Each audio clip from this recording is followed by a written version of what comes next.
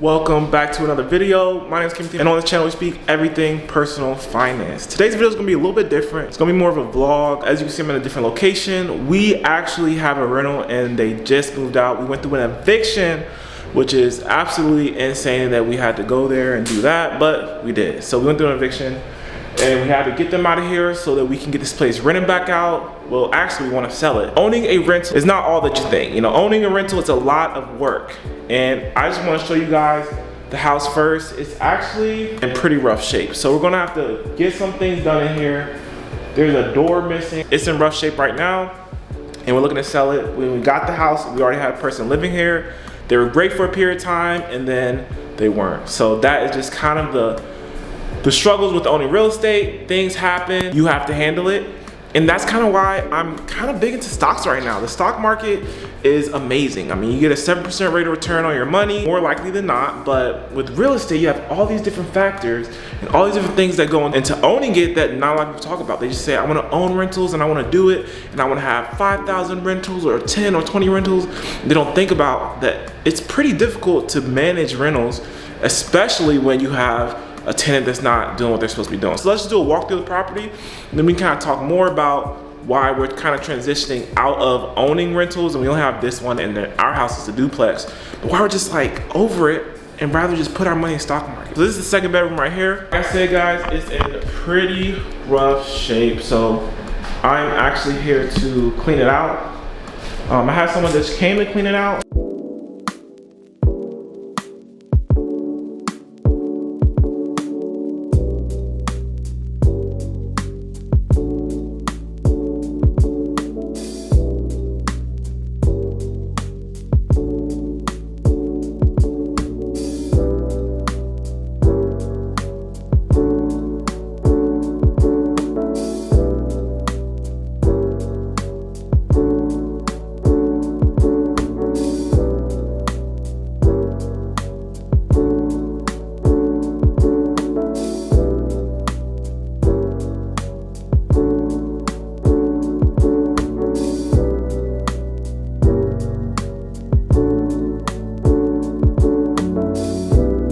I'm just here to, do some sweeping. This is the bathroom.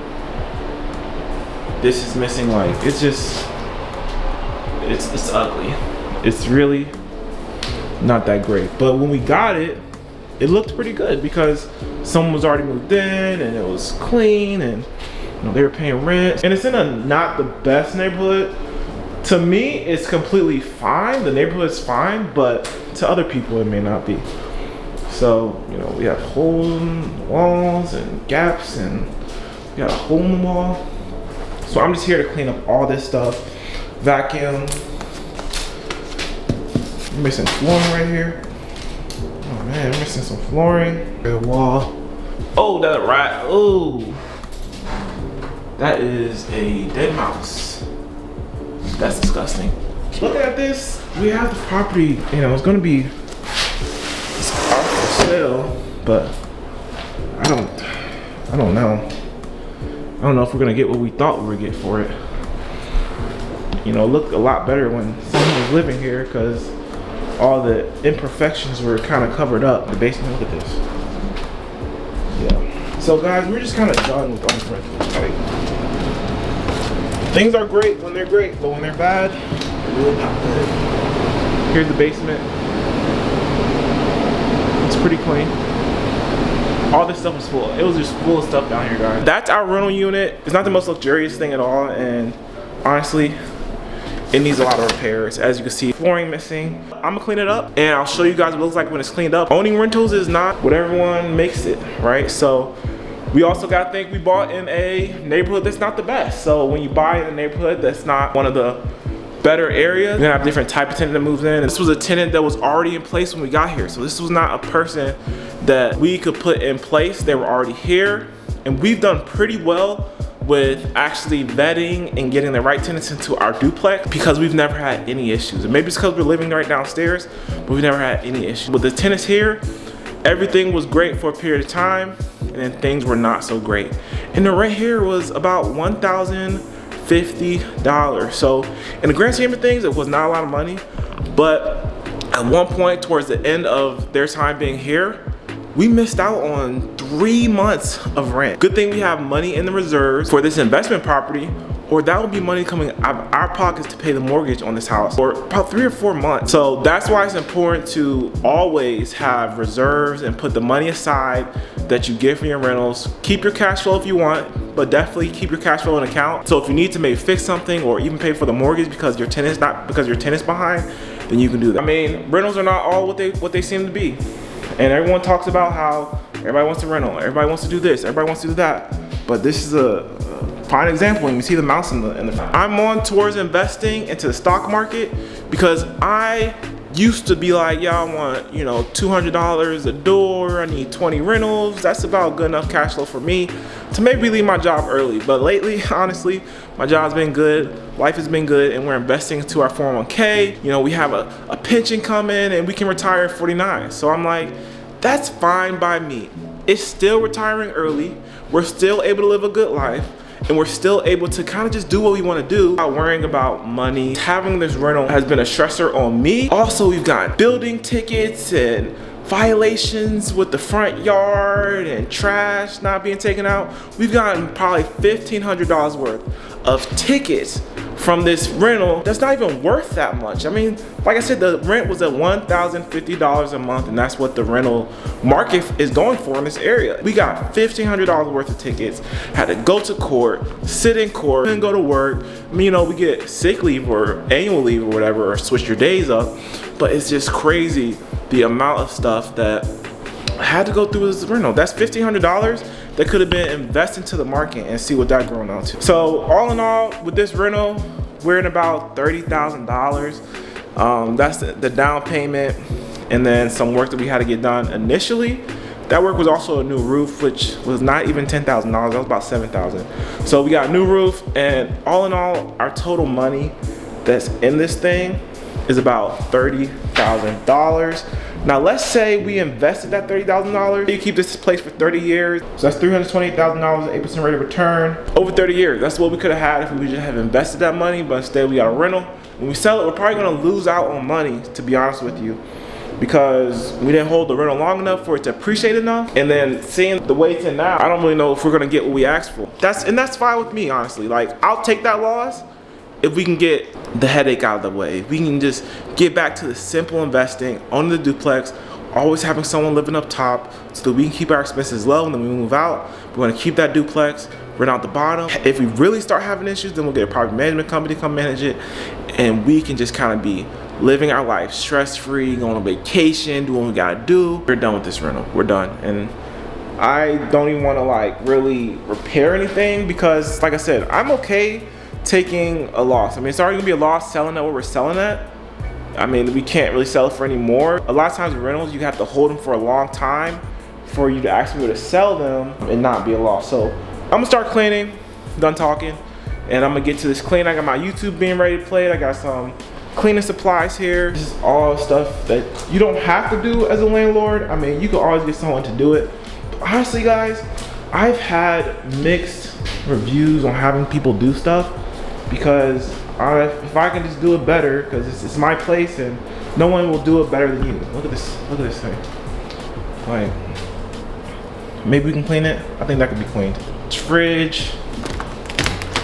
Oh, what's in there? Nothing crazy. Let me know what you think about owning rentals. Do you think rentals is everything that you thought they'd be? I mean, to me, I don't think that they're all that, especially if you plan on retiring at a normal age or through your job. Then there's really no point of having rentals when you have that good income from your job, and say you put enough into your 401k, you might have some kind of pension, or you just really front load that 401k, just max it out every year. You might not even need to own rentals. Owning rentals or owning a lot of rentals makes sense is if you want to retire early. But for me, it just doesn't make sense. Just finished cleaning up, well, a little vacuuming. Haven't really wiped anything down. That took about an hour, so not too bad. Having a little podcast playing, couldn't really hear it. But just going through it, it's just like, I'm glad I'm done. You know, I'm glad I'm getting out. I wouldn't even care if I lost money on this, which is gonna happen, but I don't wanna really repair what's messed up. And really, this is on me, because I should have did my due diligence as a landlord. I was being a bad landlord, not doing walkthroughs, just kind of let the place get to where it is now. And if we were keeping it, then I would definitely do these repairs and get someone to do them, because I don't think it'd be too much money because it's such a small place. It's only a few things that really need to be repaired for this place to be rented back out. This whole thing needs to be replaced. I mean, look in there. That's just, looks like death. It looks like absolute death. The cabinets are actually pretty good. I just cleaned them out. Let me see this one actually. This one is decently cleaned, and this one is clean. That needs to be replaced.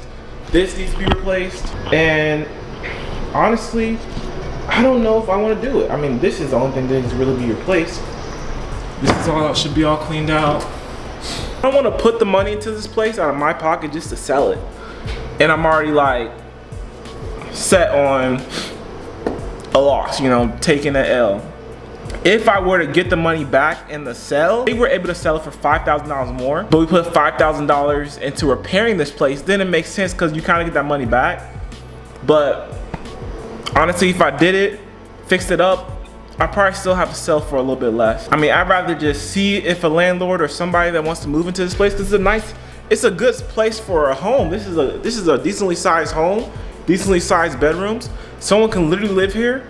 Like, guys, this house is $60,000. Someone can literally buy this thing for $60,000, put down like $15,000 or $20,000 down, and you have a home, a good home that the heat works. You have one bathroom, you know, you could do a little bit to the bathroom and you'll be good to go. This is a solid home that could be for a family, and this is also a very good rental, and which I think is a good neighborhood. A lot of people want to stay away from this neighborhood because they don't come around here. Kind of just what the history has been in this neighborhood, that it's not a great neighborhood, so people are not gonna generally invest here or move here. It's a pretty nice neighborhood, and we've never had any problems. We live in a neighborhood right beside it, and I don't think that one's any better, and we haven't had any problems. So done cleaning up, probably gonna go back home with the family, and that's just kind of the thing. Like, I'm taking time out of my day to clean up. When I'm off today, I could be hanging out with my wife, my baby sleep, I could be hanging out with my wife, resting up. I had a long week of work, but this is what it takes to have a rental.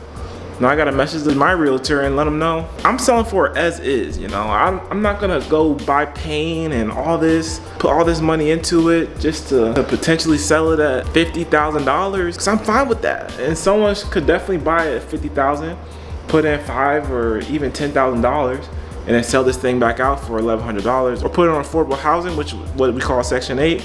Not anymore. Rent it out for $1,200 a month on there. But it's a good play. We'll see what the realtor says. I'll keep you guys updated on this rental property. Like I said, we are exiting our position out of rentals. This is the only rental we got. And before, you know, the plan was to get rentals and retire with the rentals, but honestly, I'm okay just living off my 401k, retiring at 49, living off my 401k, my pension, and running off to the sunset down in Florida. It sounds like a great idea to me. I got 20 more years left. Cool to keep the rental, a little cash flow, a little $200 a month, maybe $150 depending on if you have to pay the water bill or whatever. I will definitely end up sacrificing that for a more secure future, for a more relaxed future. And that's just how my financial journey has changed. So hopefully you guys have enjoyed the video, and if you did, leave a like and subscribe to my channel, and I'll see you guys in the next one.